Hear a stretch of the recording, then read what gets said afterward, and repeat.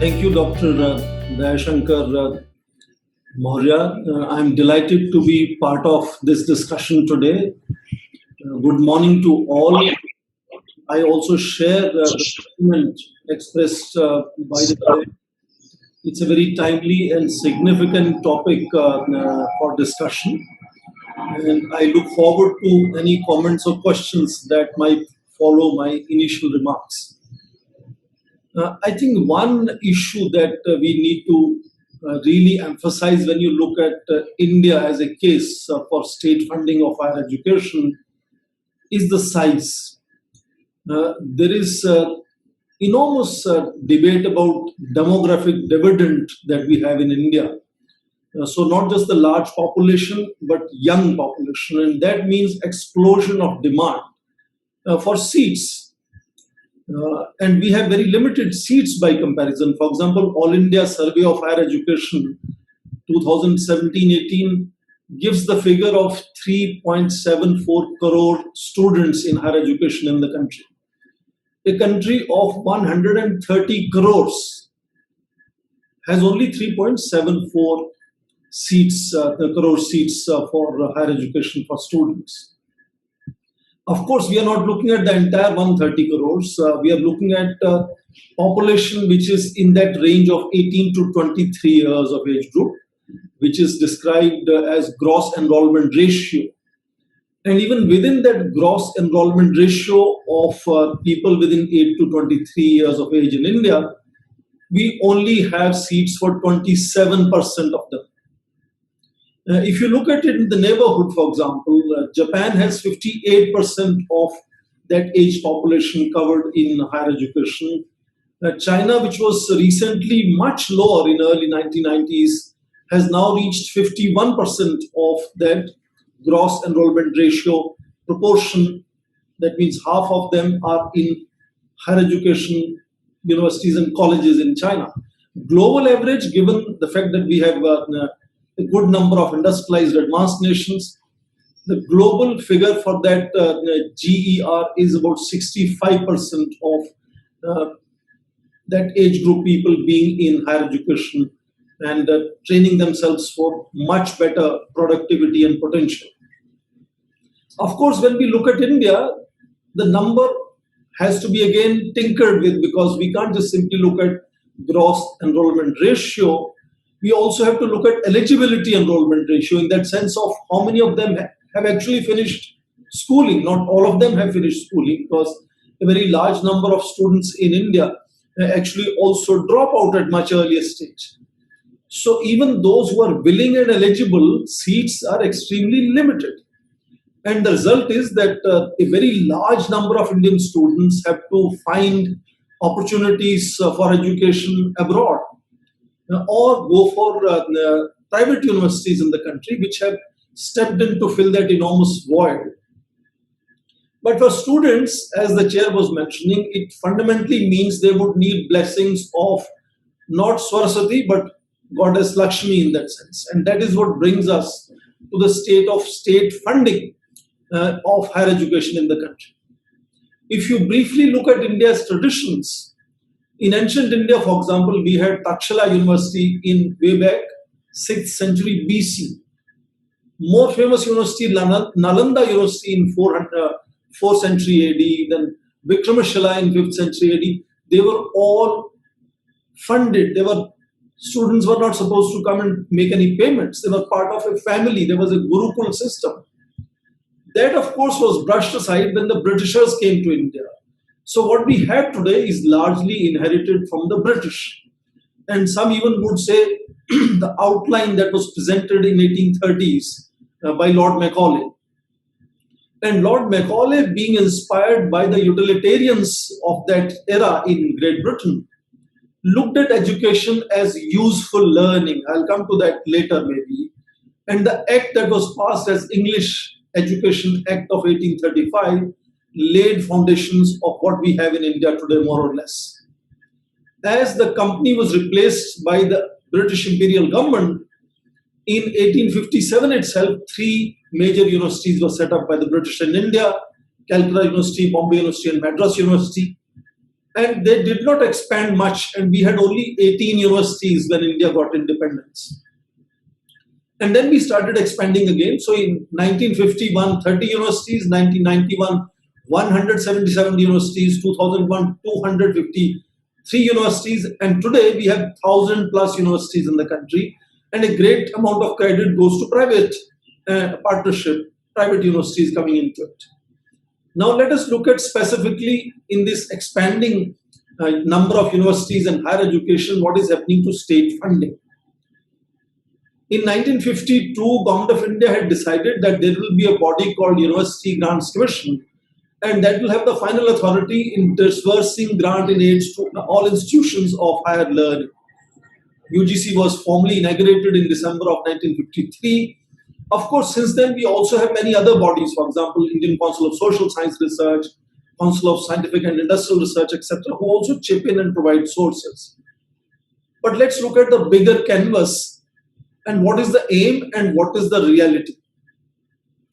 Repeatedly, one after another, national education policies have underlined that at least 6% of India's GDP should be dedicated to education sector. But as the chair mentioned, even today in 2020, we have hit upon only 3.1% of GDP dedicated to education. That means we are roughly 50% of where we last 50 years we thought where we should be, which is 6%. We only had 3.1%.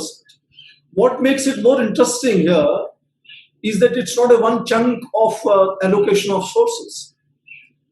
Education is a concurrent subject in Indian Constitution, which means responsibility lies both with the union government and the state government. So roughly, for last one decade, studies have shown about 60 to 65% of funding comes from provincial governments, state governments. And that makes it very, very interesting case because you see education budgets of these states and you will find that Maharashtra, which is the most prosperous state in the country, has much higher allocations for education than, let us say, Bihar, which would have the least amount of allocations for that budget. Now, this big pie has been growing big, nevertheless, with all our assessments of limitations. There was a study by Brookings Institution of India that showed that for last 20 years, between 1981 to 2011, allocation for education in total volumes, not in percentage of GDP, but because of GDP rising, allocation in total volumes saw a rise 5 times in 20 years.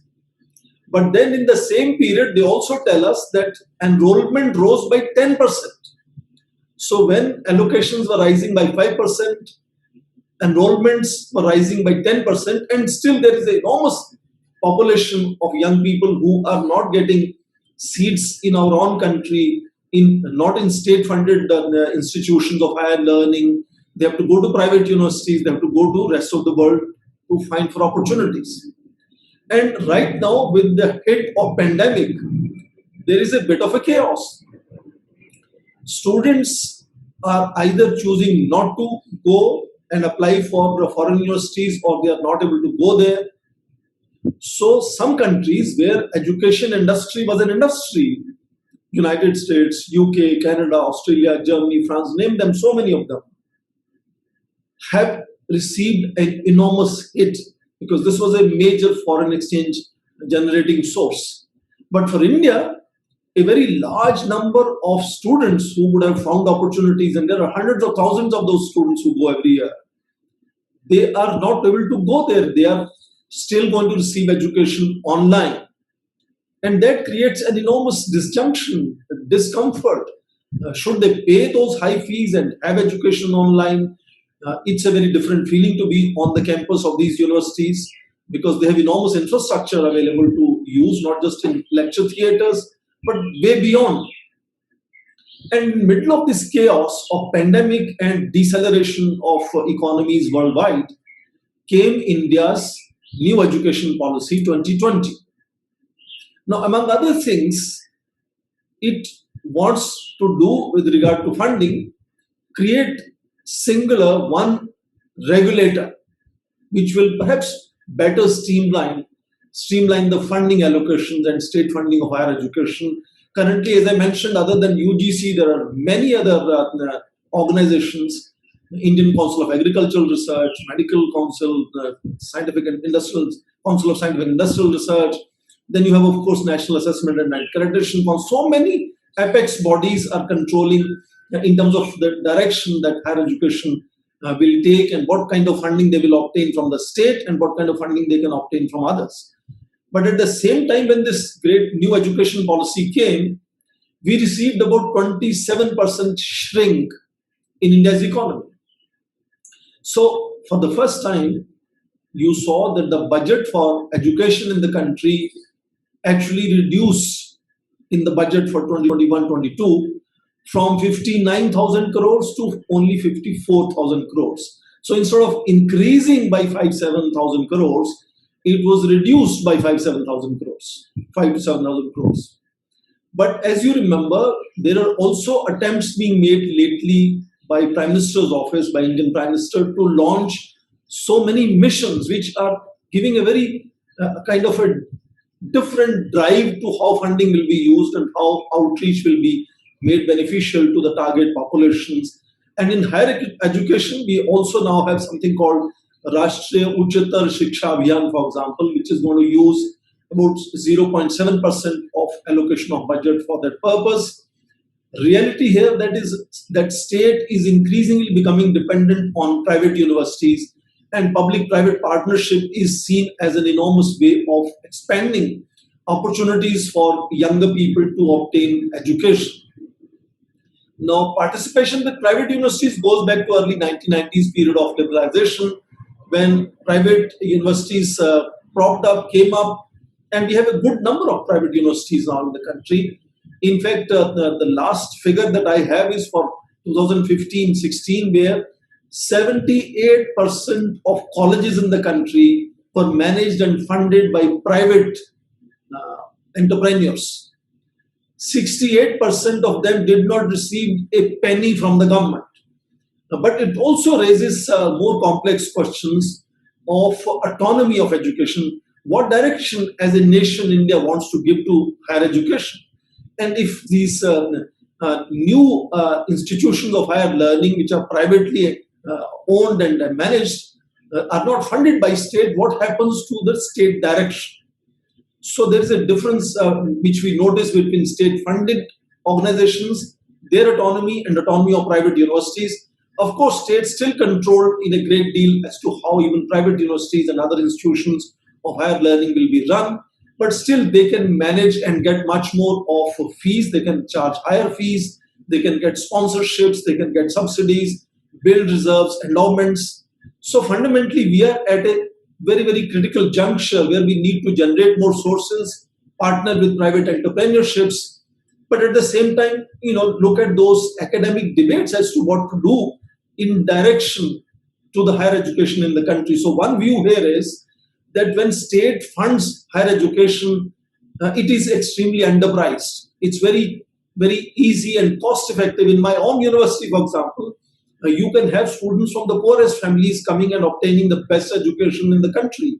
So the other side of that same coin, people say, is when education or any service that we have is underpriced, it also perhaps gets undervalued and sometimes even wasted.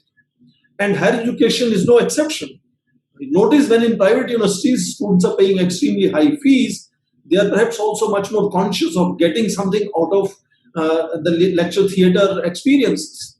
But the other view here is that higher education or education in general is a state responsibility because it has to cater to brightest of the minds, not richest of the people in the country, but brightest of the minds, which are national asset and help in nation building. So therefore, India's national education has continued to be, at least in terms of state funding, ensuring that education remains extremely cost effective. But at the same time, because go back to Macaulay's thinking of useful learning, employability has perhaps become far too overbearing. And even in higher education, bulk of higher education, what we have focused is much more on employability, turning much of state funding institutions into what I call degree disbursement institutions with the aim of massification of education, ensuring that there is no discrimination in terms of providing education. So education as a public good is being propagated by state funding, which has two tests. One, that there is non-rivalry, which means consumption of that education by one candidate should not mean denial of that opportunity to the other. Second is non-excludability, which means everyone has right to education. So we now have a Right to Education Act of 2010. So employability being the focus has seen it taking a very different shape than how ancient Indian education was in that sense. So maybe we are much more globalized and influenced by English frame of education that was presented to us by the English Act of 1835, and we are distancing ourselves away from what was supposed to be ancient Indian wisdom in terms of India talks today of being a Vishwa Guru. We have to make distinction perhaps also between what is good education and what is good training. Training empowers us with skills. For example, in a circus, tiger can be well trained, but tiger is not well educated. Education gives you perceptions, way of thinking. So there is a kind of dichotomy which we notice today between fundamental research and operational research. But let me close by quoting Vivekanand. Swami Vivekanand had himself said, we want the education by which character will be formed, strength of mind will be increased, the intellect is expanded, and by which one can stand on one's own feet. Education is a manifestation of the perfection that man already has within. So if we are thinking of turning India into a Vishwa Guru, let us spend some time to think where state funding should be going and how it should be organized. Do we want to bring back Takshala, Nalanda and Vikramashila again? And the first thing we need to do in that direction, of course, is to prioritize higher education state funding. And initial baby step would be to, as everybody has said over the last 50 years, increase the state funding to 6% of GDP, so that state direction of education, therefore, remains really much more influential rather than other stakeholders driven by very different motivations hijacking India's education, and that would perhaps greatly undermine India's potential in becoming the Vishwa Guru. Let me stop here, and I look forward to any comments and questions that may flow from my initial remarks. Thank you. Thank you. Thank you very much, Professor Singh, for giving such a great insight and overview about how the Indian education system has progressed and now where it stands, and in terms of public goods and the role of higher education, what probably should be done. Now we have to get started with the question. I think we have a couple of questions here, and let me start first with my question, and then probably I will take up. So, sir, I just wanted to know what you think. I mean, we expect that the public funding in coming years is going to go down because of this economic, probably the economic impact of the epidemic. So, and it will not be at least it will not be as much as it was expected before the pandemic. So, how you think how public universities should cope with this this shortage of funds, and how they should sustain themselves in coming years so that they can probably achieve to some extent what the national education policy has envisaged? Thank you for your question, and that allows me to put my view on the subject very clearly about whether allocation will be declining. There are two ways of looking at it. India's partnership with private entrepreneurs in expanding the number of enrollment would, of course, mean that the proportional state funding will be reduced over a period of time, because more and more private actors will be coming into play of higher education. But the total volume of higher education funding is definitely going to expand, and expand, I suppose, fairly exponentially in that sense.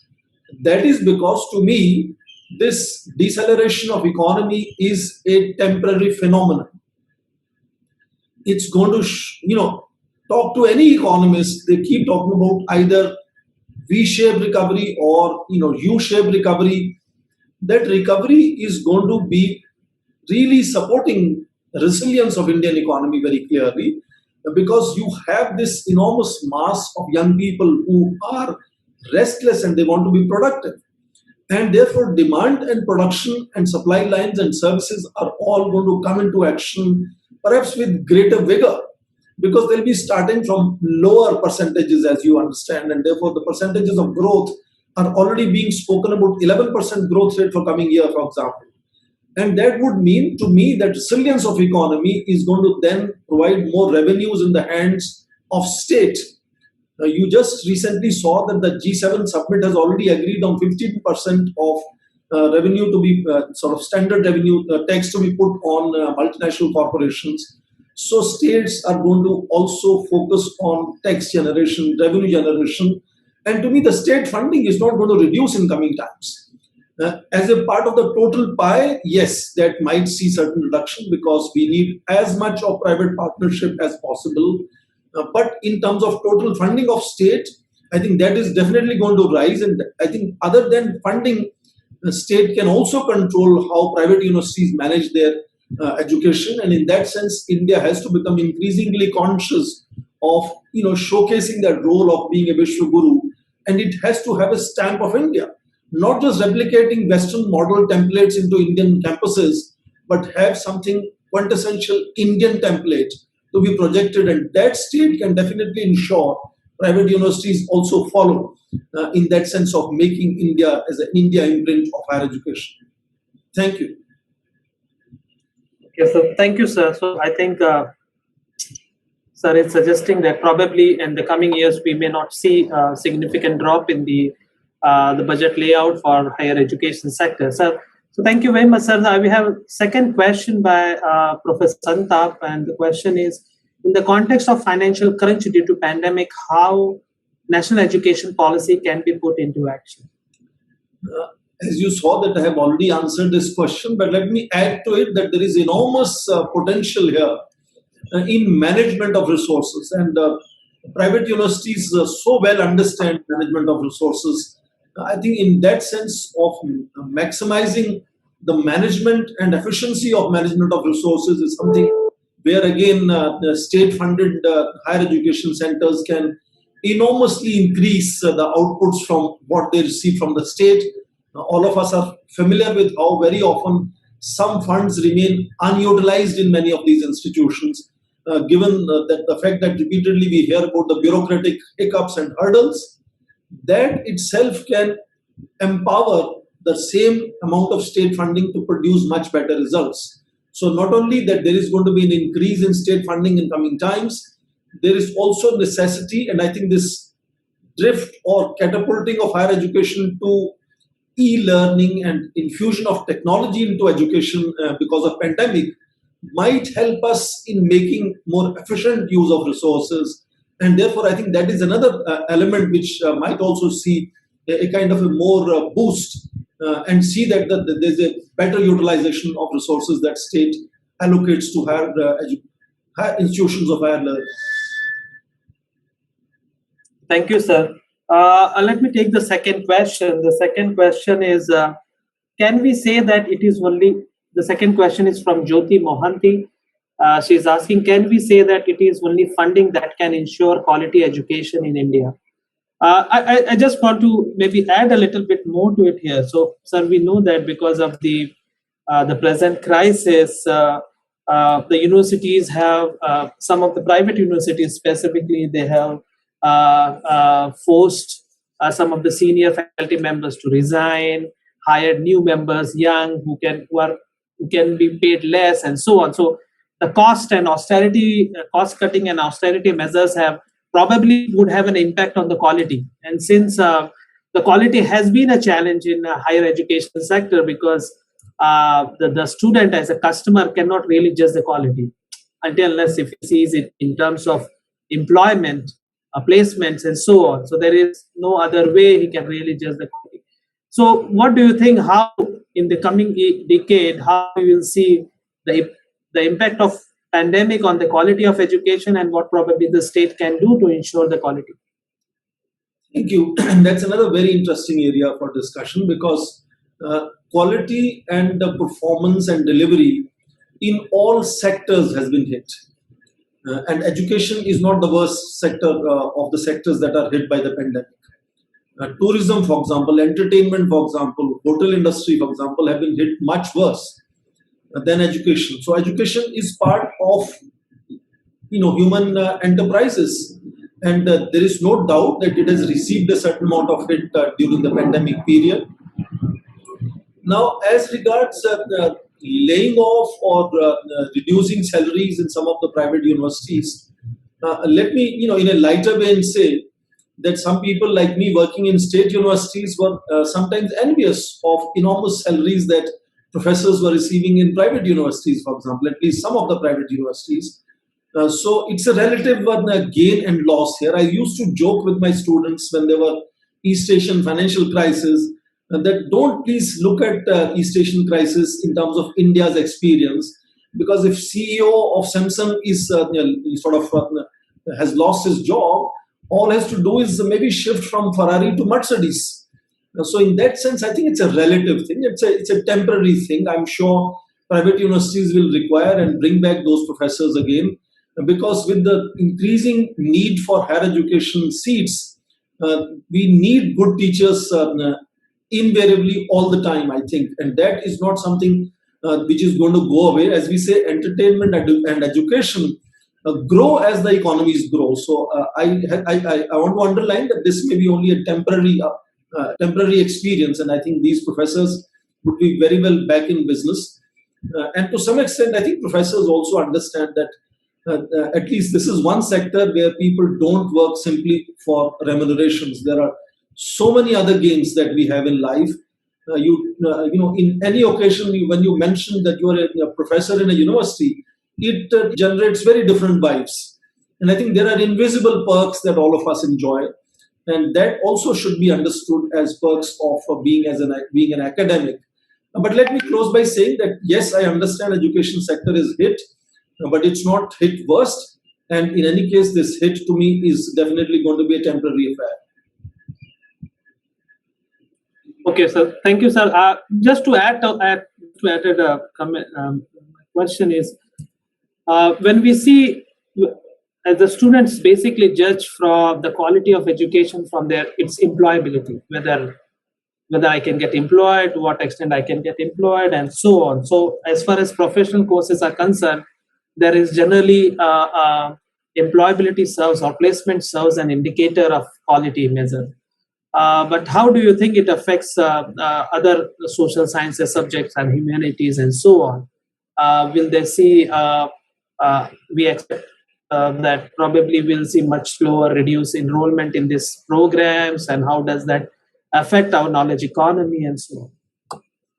Let me, in a very lighter vein, answer this question. We have a joke that if you do a language course at an undergraduate level, you are employable immediately in a tourist agency, and you possibly start earning much early in age. And you end up earning perhaps better, earning much better. Then if you end up doing masters and become a college teacher, you perhaps earn much less comparatively. And if you end up doing PhD, you are dependent on your fellowship for next 5 years, and you may be employed later. So here is a very different kind of indices that we have to look at. At different levels of higher education, employability carries very different meanings. Are you looking at skill sets in terms of employability that will make you deliver at the lowest rung of services, or you want to be reaching the frontiers of your field? Do you want to be a scientist, a researcher, or an academic, or you want to be a person who delivers at much more mundane level? So employability in that sense to me has to be looked at in that variance, whereas we perhaps have focused much more on massification, degree dispersal, only in terms of employment at the lowest rung of our skill sets. We have not encouraged people to stay in India. If you remember, the last recently awarded Nobel Prize to Dr. Banerjee, he's a formerly of my university, later went to MIT. He said in an interview that if you want to get a Nobel Prize, you have to go to United States. Why is that? So that is also an employability to be a professor in MIT, to be a great scientist in India in one of the research and development industries. So employability perhaps has been misunderstood in terms of only at the lowest rungs of employability. We also have to focus at creating great scientists, great social scientists, great literary figures, great artists who stay within the country, train here, deliver here. And that is how India will grow as a Vishwaguru, not by, creating a situation where people who want to, reach the frontiers of their field have to leave the country and go to other advanced countries and become either their citizens or part of their team, and sort of sometimes they are also distracted from their original design of what they wanted to do. So employability has to be understood in layers and layers and layers and layers, as to each layer needs to be then encouraged to make a holistic, robust education sector in the country, to be a vehicle to make India the Vishwaguru. I think the highest rung of employability has perhaps been neglected in the country, and state funding has to perhaps cater to that as well. Okay, thank you very much, sir. Thank you very much for your time. I think we have quite a few number of questions for you, but in the interest of time and because we have given limited time, so thank you very much for joining us. Thank you very much for your thoughts about the impact of COVID on the higher education, and probably how we should go about financing the higher education. So thank you very much, sir, for joining us. And